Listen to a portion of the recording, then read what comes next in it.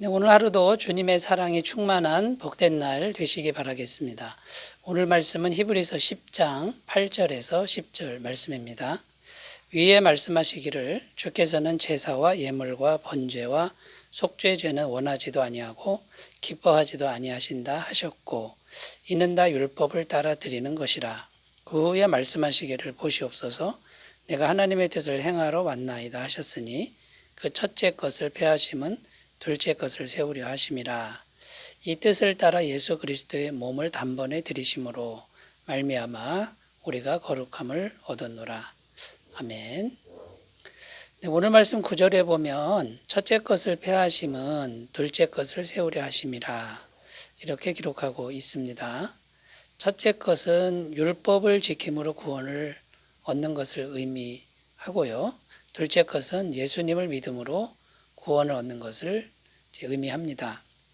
자, 그런데 둘째 것을 세우기 위해서는 첫째 것을 폐하여야 한다. 이렇게 말씀하고 있는 겁니다.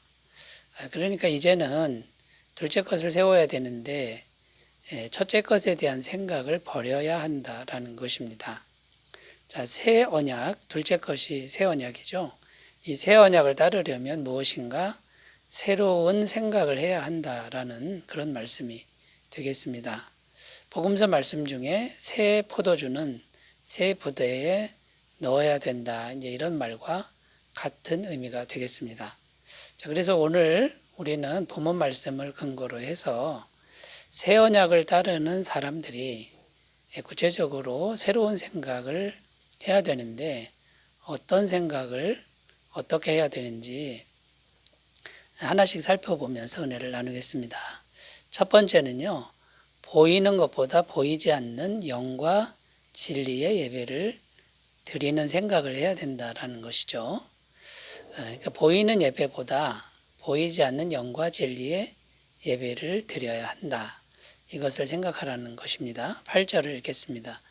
위에 말씀하시기를 주께서는 제사와 예물과 번제와 속죄제는 원하지도 아니하고 기뻐하지도 아니하신다 하셨고 이는 다 율법을 따라 드리는 것이라. 8절 말씀 읽었는데 여기 보면 제사와 예물과 번제와 속죄제 여러 종류의 제사가 나오는데 공통점이 뭐냐면 전부 눈에 보이게 행하는 것들이라는 것입니다. 자, 그런데 말씀에서는요, 주께서는 제사와 예물과 속죄제는 원하지도 아니고 기뻐하지도 아니하신다. 그러니까 하나님은 그런 눈에 보이는 제사를 기뻐하는 게 아니다.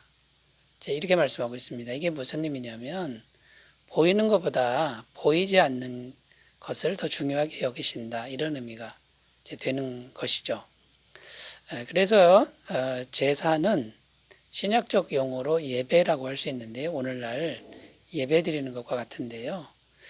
성경 말씀에는 이 예배를 드릴 때 영과 진리로 예배를 드리라 이렇게 말씀하고 있습니다. 요한복음 4장 24절 하나님은 영이시니 예배하는 자가 영과 진리로 예배할지니라. 자, 이 말씀은 이제부터는 보이지 않는 영의 예배를 드려야 한다. 이런 말씀이 되는 겁니다. 새 언약을 따르는 사람은 이제는 보이는 예배 형식보다는 보이지 않는 영과 진리의 예배를 드리는 생각을 해야 된다라는 것이죠. 물론 예배 형식이 전혀 필요 없다는 말씀은 아닙니다. 예배 형식이 있어야 그릇이 되는 거죠. 거기에 영과 진리를 담는다라는 의미가 되겠습니다. 자, 그러면 영과 진리의 예배는 구체적으로 어떻게 드리는 것일까요?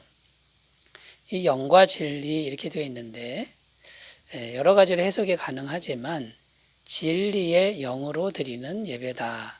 이렇게 해석하는 것이 가장 바람직하다는 생각을 저는 하고 있습니다. 그러니까 진리와 영이 따로따로가 아니고요. 영으로 예배를 드리는 것인데 진리의 영이라는 것입니다. 그러니까 거짓의 영으로 드리는 것은 아니다라는 말씀이 되는 거죠. 그러니까 여러분, 이 진리는 예수님을 의미하는 거고요. 진리는 복음의 말씀을 의미하는 겁니다.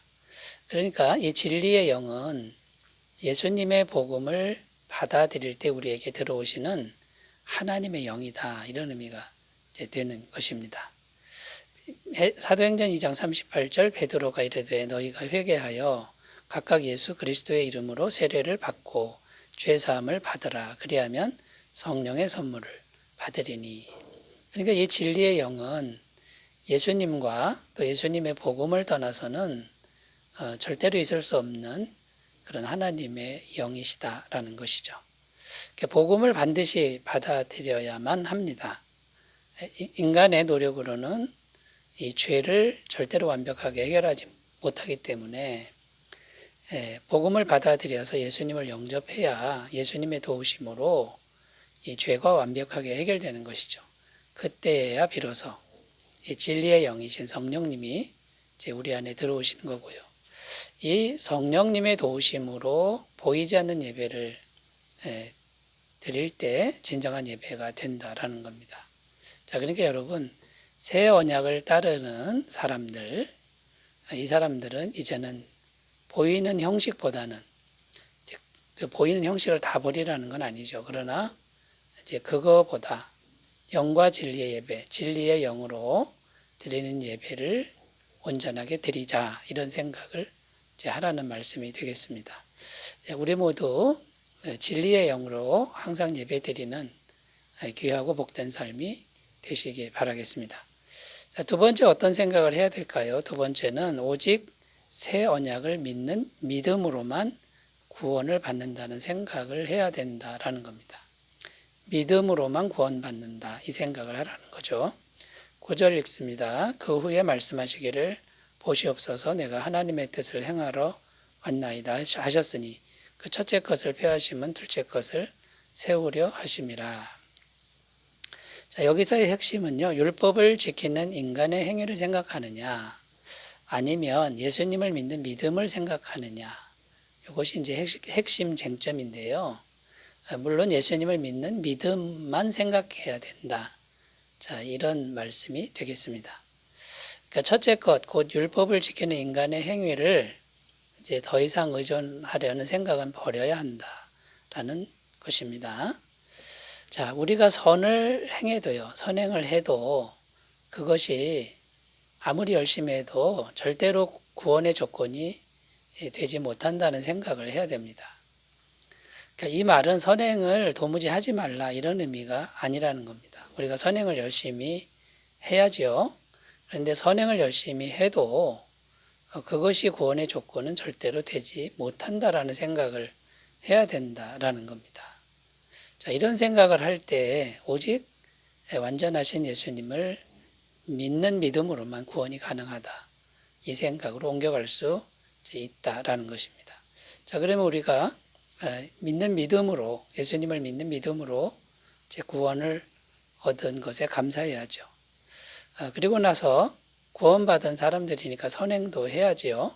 근데 선행을 할 때 자기 공로나 자기 자랑, 이런 것들이 그렇게 크게 대두되지 않도록, 크게 부각되지 않도록 하는 그런 태도가 길러진다라는 겁니다.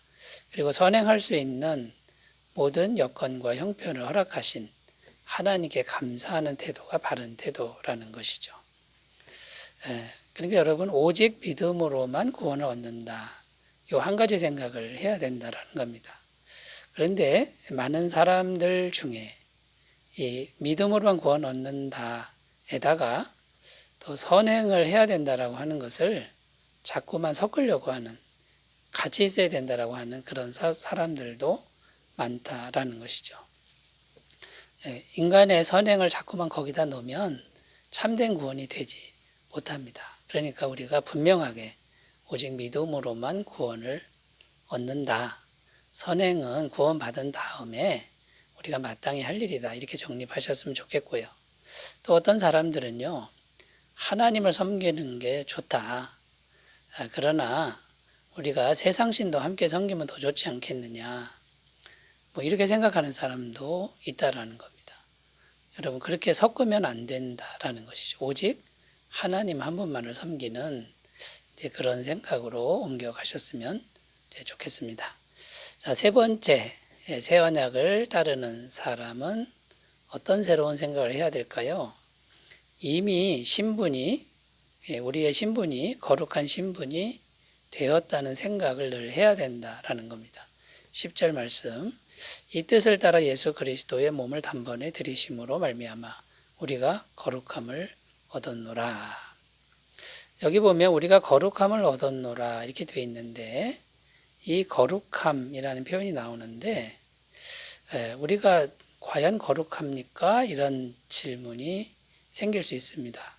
구원을 받았어도 여전히 우리가 죄를 짓고 살지 않습니까? 예, 맞습니다.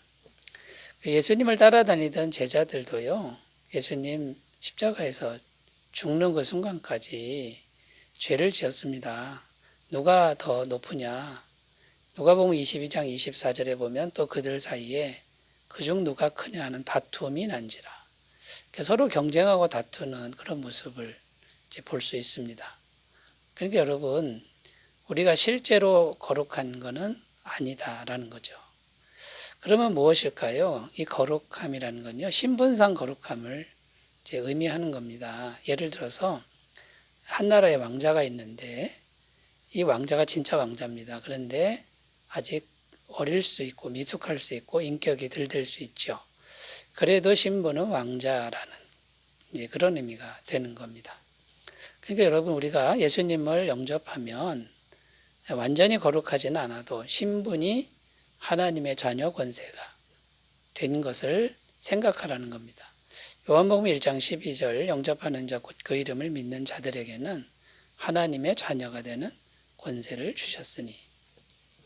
그러니까 여러분, 우리가 신분상 하나님의 자녀 권세자, 그러나 실제로는 좀 부족하죠.